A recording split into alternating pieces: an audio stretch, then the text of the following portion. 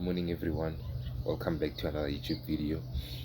Today, I'd like us to discuss some nice stuff. I have a setup set here. We're having a little mini morning podcast. Uh, let me see the time currently. The time is 7:30 in the morning, 7:30 a.m. So uh, we have this other interesting information about in South Africa currently. The UAE president lands in the Eastern Cape on his 2 million rand runway that he built himself with the money out of his pocket. He brought in 500 members along, including on the 500 members, it includes his family, it includes meaning the royal family, as well as some artists, because they're going to perform as they go on to enjoy their 2 week holiday stay at the president's resort, the 7-star resort. So I have an article here from the News 24. UAE president lands in, I'll read it for you guys. The UAE president lands in Eastern Cape on 20 million rand runway he built for himself and his entourage. UAE President Sheikh Mohammed bin Zayed. Okay, Sheikh Mohammed, the president's name is Sheikh Mohammed. 500 people from the UAE, including President Sheikh Mohammed bin Yahan Al Nahyan, landed in the Eastern Cape this week. The name is really not easy to pronounce. The UAE royal family, staff, and top artists are expected to mark the end of Ramadan in the province. The wealthy ruler is on holiday in the country and will be staying at a private game resort he owns. The president, you see, the private game reserve he owns, game resort. The president of the United Arab Emirates UAE and the ruler of Abu Dhabi Sheikh Mohammed bin Yahad Nahad and his family landed in the Eastern Cape on Wednesday. The wealthy ruler is in the country along with an outrageous of 500, including other members of the UAE, the royal family, staff, and top artists who are expected to perform for the family to mark at the end of Ramadan. So let me not go into too much detail, but what I wanted to mention about this, why did I go on and take this topic and decide to discuss it on the video today? It's because the president from the UAE's arrival was unrecognized and unaccredited, if you get what I'm saying. So the president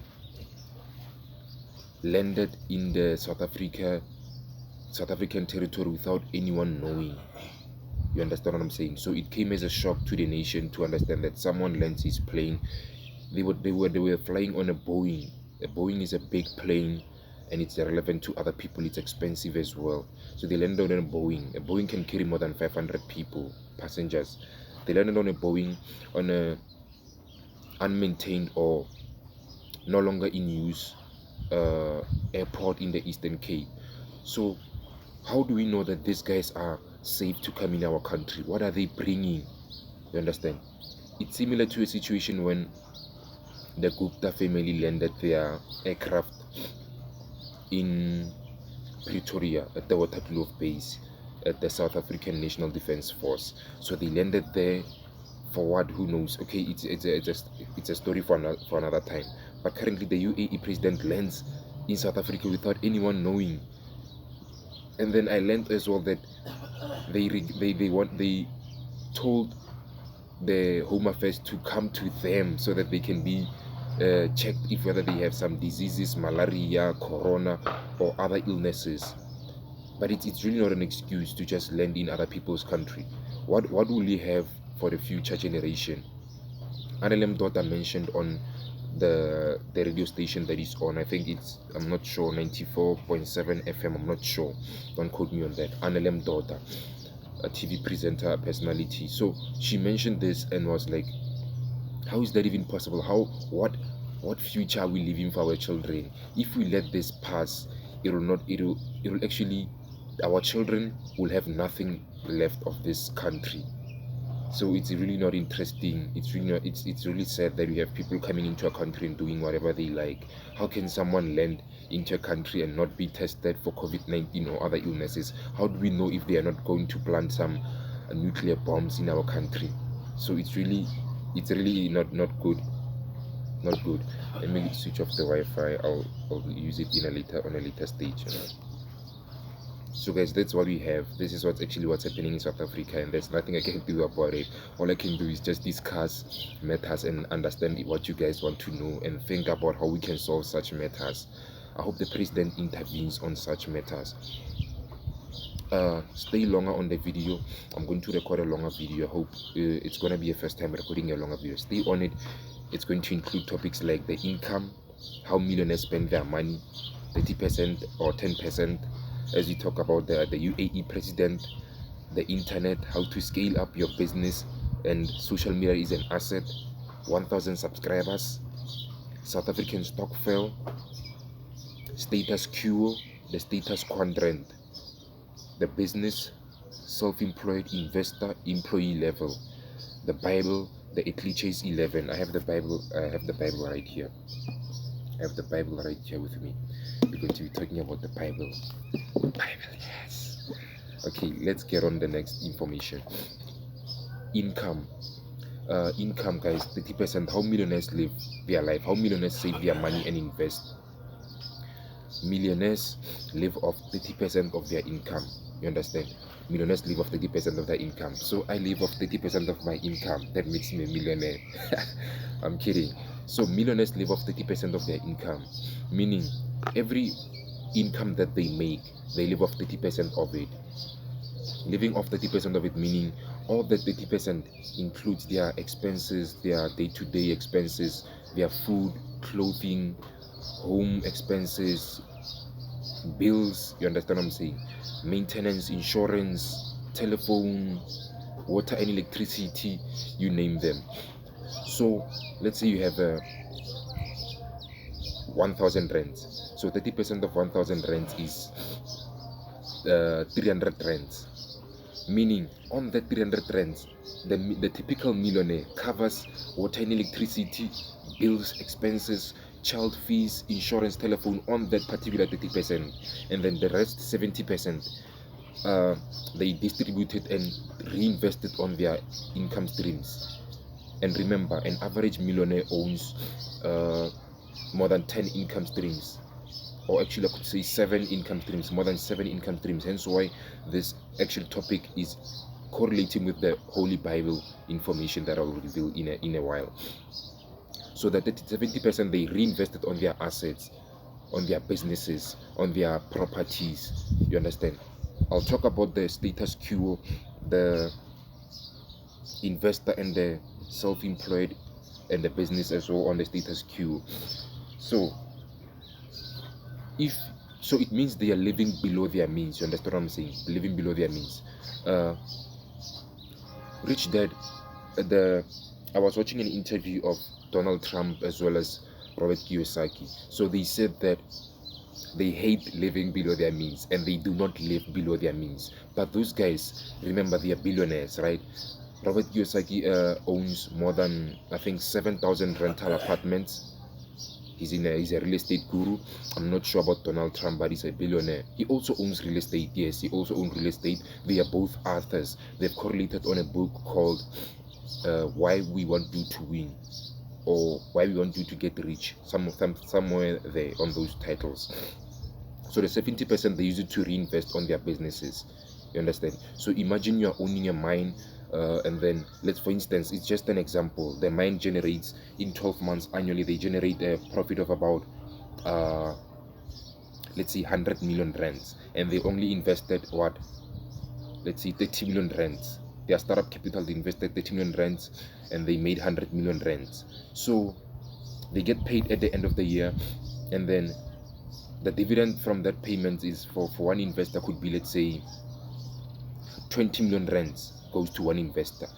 So the investor, if he takes, because they invested 30 million rand, they made 100, so he cash in 20.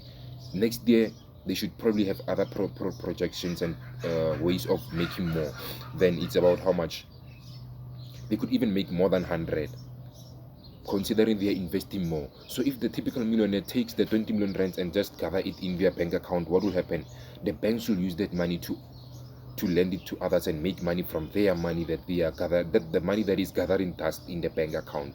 So what those guys do, they take that money and put it back into the market.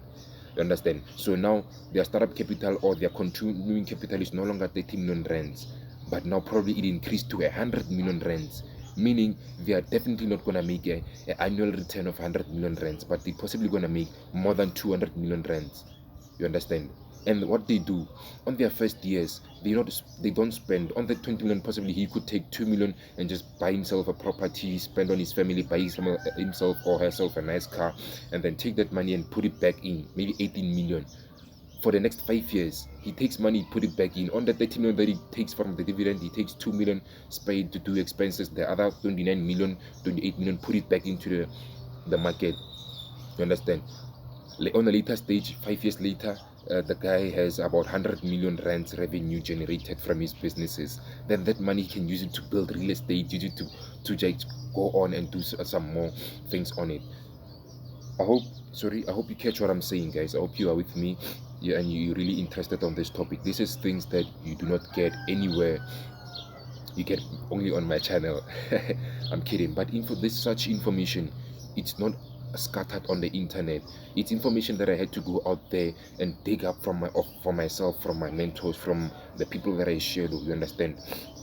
So what I did instead, because with the 30% that I'm making, remember the 1,000 rand example, 300 rands. 300 rands is not enough to cover the expenses of a typical person in the world currently, because inflation is really high. In South Africa, inflation is about 7.7%. I think United States is about 8%, if I'm not mistaken. I could be wrong. So 30% is less, it's 300 rand. So these guys are forced to be creative and use their mind to think of more ways that will generate more income for them. So they ended up making 100,000 rands per month. Now 100,000 rands, 30% of 100,000 rands is 30,000. That is better. It's better now. They are in the middle class, but now they want to be rich and they want to be wealthy. Now they're making 1 million rands. 30% of 1 million rands is 300,000 rands. You see how they move. And on the 1 million rands, the 700 rands, 70%, they use it to reinvest again into their markets or their businesses. You understand what I'm saying? So let's pass, guys. I hope you understood it. Actually, let's not pass first. Let me inform you about my plan. So I learned that millionaires live off 30% of their income, and then what I did instead, I said, okay, 100% income that I make on my income streams combined. I think it's 5 income streams: cryptocurrency, invest in Bitcoin, the financial markets. I trade foreign exchange, I trade forex. I'm trading on Friday, this Friday. More fire energy drinks. I sell more fires through spaza shops. I work with people who sells on spaza shops, and I supply them, and then instead I give them some commission on that money, and I keep some money so that I can make money even when I'm asleep, and I go buy again and give them, as well as sell on the streets. But currently I'm busy with something, so I'm unable to sell on the streets most of the time, as well as teaching entrepreneurship and forex markets, the financial markets. That's an income stream. You hear what I'm saying? So what I did, every income that I make, I said, okay, 100% divided by 3 aspects that are important into my life, which is saving, taking care of myself, and reinvesting. So I came to this amount of 100% divided by 3 aspects. It gives me a percentage of 33.33%. I hope you can see 33.33%. So on this, then I'd say on taking care of myself, whereby I buy myself some ice cream, because yo bro, you're a trader, you're an investor, you're a business owner, you need to have time to buy yourself an ice cream. Open the more fire energy drink and drink for yourself, not only selling to people. You need to also take care of yourself, buying your family some nice stuff, taking them out for lunch. You understand what I'm saying? The other one is to saving. You save money into your bank account so that you can buy income generating assets. Remember on the previous video I mentioned how inflation is a thief on your money, and how your 100,000 rands the next 20 years won't be the same as the previous 20 years 100,000 rands. So I save to buy assets. Currently I need to buy some equipment for my YouTube channel. You understand what I'm saying? I need to buy some equipment, some proper camera, some proper lighting. You understand? I probably even need to get a short course on editing so that I can edit my videos better. So this this income topic is very important. I need to take notes on that. And then I save to buy assets. You got that. On the third one, I reinvest back into the assets, into the businesses, the investments, the income streams that I have, so that I can generate that money again. And I do that repeat. So I manage. When someone says I just made 2,000 rands profits from the markets, of the financial markets, now I'm broke, he or she doesn't understand, and I don't owe him or her an explanation. You understand? I don't owe him or her an explanation. So that means I'll be using my other 30%, and my other 30%, I'm only left with 30%, meaning I'm on the 2,000 rands, I'm left with about 600 rands to spend. And a typical person will think I still have 2,000 rands, but I only have 600 rands. I need to cover my bills, I need to buy data. You understand? Let's move, guys. The internet is includes social electronics, all the electronic social media platforms, websites. You understand? The YouTube channels, Instagram, LinkedIn, Twitter. This is a network whereby we information is shared from different people and different sources. So how to scale up your business? How to scale up your business using the internet? So it's if you're not in the internet, guys, you're actually dying. You should actually quit what you're doing. You need to be on the internet in order to scale up your business. Go onto the internet, document whatever you're doing. So the internet, you can use the internet to market your products. You can use the internet to educate. Some of my followers mentioned that my information, the entertainment that I put out, actually it's not just entertainment, but it's educational entertainment. So he said it's valuetainment, value plus entertainment. I think it's a perfect combination. So you can use the internet to valuetain. I don't know if you know, there's a guy, he's a insurance guru based in the America. I forgot his name, and he's actually one of the people I love. He owns the channel called Valuetainment. His channel is Valuetainment.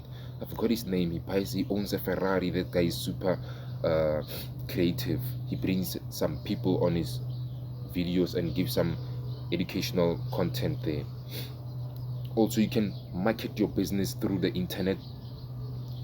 You can render a service through the internet. I've seen some medical doctors even posting videos on how to help a person if he just drowned, or if the person is how to even, yeah, if like performing CPR. You understand? Doctors do showcase that on the internet. So that's actually value entertainment, because we can learn from it and benefit from that video. We don't need to go to the branch or to their headquarters or their offices or the hospital to understand how to do CPR. You can even get it how to do CPR, how to help someone, how to solve a headache, how to solve your flu, you understand? You can search how to on YouTube, on Google. So that's the internet. It actually makes our life better. Imagine life without the internet. I mean, it wouldn't make sense. So that's the internet, guys. You can use it to do a lot of things. You can use it to make jokes. Maybe you're a comedian, you can upload your videos there and probably monetize. But what you can monetize through YouTube. YouTube requires you to reach 1,000 subscribers and 4,000 watch time hours. So I'm currently on about 183 subscribers. I'm currently also on about 190 hours. So I need to reach 4,000 hours. I need to reach 1,000 subscribers in order to start and monetize. So you need to like take whatever you're using on TikTok, on Facebook, on Instagram, if you're not monetizing, and use it on YouTube to monetize. Monetize means to make money through ads, through business people coming to you. Probably the Morfire. I met DJ's Boo, but I didn't indulge with him on the Morfire. But in the future, I'm building myself so that I can advertise Morfire through my business as I'm advertising it currently. You understand what I'm saying? Even other businesses could come to me so that I can advertise their business, but I need to build myself. Hence why I need to invest in some proper equipment. You understand? But what I did, I decided to start. So guys, the internet is really a powerful tool, and nowadays social media is an asset. Social media is an asset, guys. Social media is an asset. You can use social media to like grow your following, to sell, render a service. And what you can do is you can leave your information, your passwords, your login details to your loved ones if you pass on. So I learned that you can include your social media handles on your will, a valid will. A will is whereby you write your wishes, final wishes for when you pass on, that your mobile can could be given to your mother, your phones, your cameras could be given to your this and that according to the law. You understand what I'm saying? So social media is an asset. Our children and our loved ones don't need to start from zero to get 70,000 subscribers, 100,000 subscribers on YouTube. Or sorry, I keep feeling cold. It's cool. It's not too cold. Your children do not need to start from zero to reach 70,000 subscribers on Facebook, 100,000 subscribers on Facebook. They can literally take over and use it productively or however they want to use it. But social media is an asset currently. Make note on that. Also, 1,000 subscribers, guys. 1,000 subscribers. This year, I'm monetizing, guys. With your support, definitely I'm going to do it. I believe that we are going to do it. This is your channel, guys. It's as well as it's mine, as well as it's my baby, as well as I love it and want to see it reaching greater heights one day, probably reaching 100,000 subscribers, probably 500,000 subscribers. It's our channel, guys. You are also part of this channel. Without you, I wouldn't be anywhere. So we need to reach 1,000 subscribers and grow this channel so that I can monetize on this channel, and so that I can possibly even give away some free stuff on the channel as I go by. And as well build my websites, build my businesses through the internet. So we need to reach 1,000 subscribers this year.